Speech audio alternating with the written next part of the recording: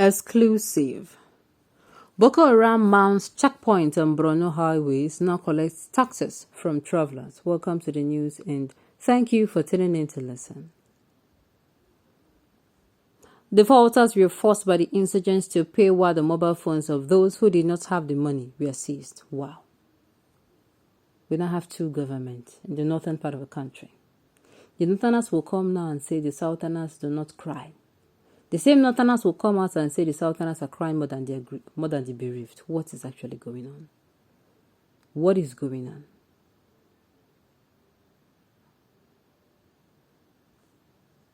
Like, I don't understand. Like, how? This news is very sad, you know. So we're having two governments now. So we should tell the northerners that, look, oh, don't worry, oh, it is now two governments. The bandits, the terrorists won, then the presidency. It is very sad. It is very, very sad indeed. Very, very sad. That sort of thing can actually happen. Let's find out more about this, the news in detail. Please stay with us.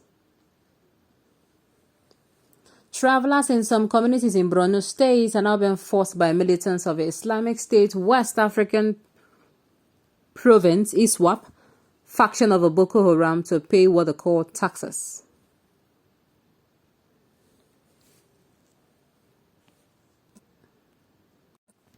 Military sources in some communities in Bornu State are now being forced by militants of the Islamic West African Province, faction of the Boko Haram, to pay taxes.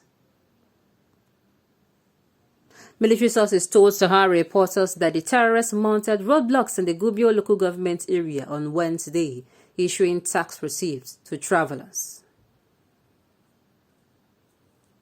Sahara reporters gathered that defaulters were forced by the insurgents to pay while the mobile phones of those who didn't have money were seized.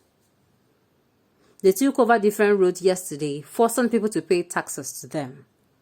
They all came on motorcycles, a source said.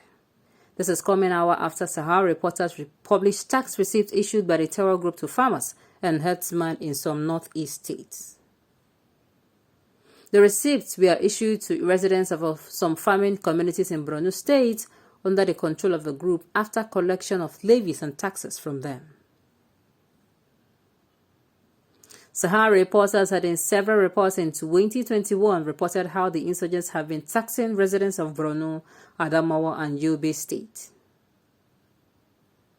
Sources said failures of the residents to comply with the directive attracts the death penalty.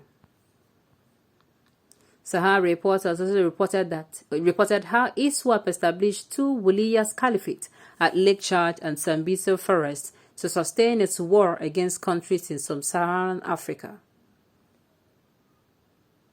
According to sources, the terrorist group lifted up the ban imposed on fishing and farming activities in the Lake Chad area 3 years after chasing people out for allegedly spying for Nigerian troops.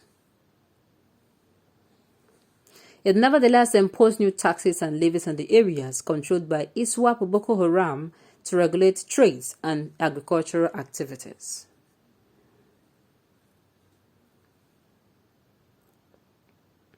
Several fishermen, farmers, and merchants had returned to Lake Chad area to engage in socio-economic activities under the arrangement of a new ISWAP Boko Haram leadership. Since the death of JAS leader Abubakar Shekau, ISWAP has been consolidating its grip in locations around Lake Chad. Just recently, it appointed Wali Sani Showaram, a 45-year-old, as the new leader Wali of ISWAP in Lake Chad.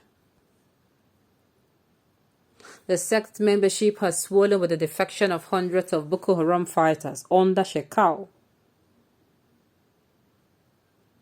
The Nigerian army has reported and claimed that insurgency had been largely defeated, and the military frequently underplays any losses.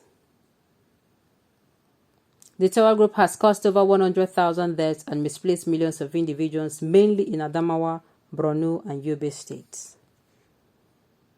And this is what we hear. It has gotten to the point where people have to pay these people.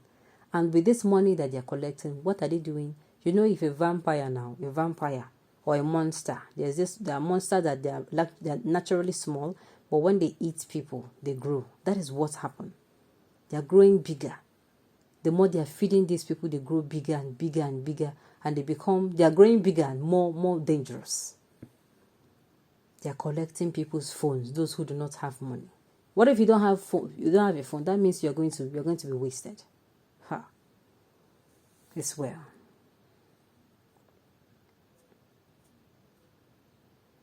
This is tracing. DSS will not arrest them. If it's IBOB now, they will flex muzzle on them. Sincerely, this issue is tiring.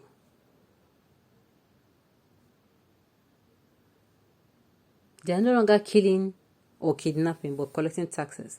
This means they have formed their government and at peace with the people. And the government works hand akimbo, smoking the innocent youth of the Southeast with fake false allegation while the nations crumbled. Nigerians paying for the crimes of some few criminals and judgment. Sincerely. Paying for the crime, as in paying very well, paying bitterly. And now, another election is coming. It is an opportunity for us to correct the errors we have done before. Some people come out and say, I did not do any error. I did not do any error. I was not among those that voted him in. Okay, you're not among those that voted him in. The thing is, the president is going to have a lot on his head. That is why we need to put in somebody who is actually a builder. It is somebody who has the right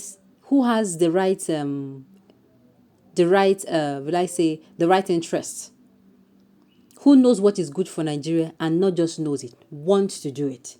It is a person that will, okay, this person in his field, and economically, he's a very good economist. The policies he has been talking about for quite some time now. Let's take a look at it. You bring people, they brainstorm. If you cannot do it because you cannot be a jack of all trades, as in you cannot, maybe the little you know will not be able to help you to fish out, please organize people to do it for you. Even if it means going outside to get those people to screen this one. Nobody will know this one. You cannot lobby for anything. Sincerely. It goes beyond just our president doing this thing. That is why the one step is we getting the person who is going to be a builder. Then the other step is getting that person. When he comes in, the right interest he has for Nigeria will be about bringing in other builders like him to ensure as he's building on his own path or as he's laying the foundation, other people are actually doing their work well. It will not be okay for us to get a very good person who will lay a foundation, good foundation, then start building a very nonsense structure on it. Okay, on this note, we have come to the end of the news. We say thank you for tuning in to listen. Until I come your way next time, enjoy the rest of the day.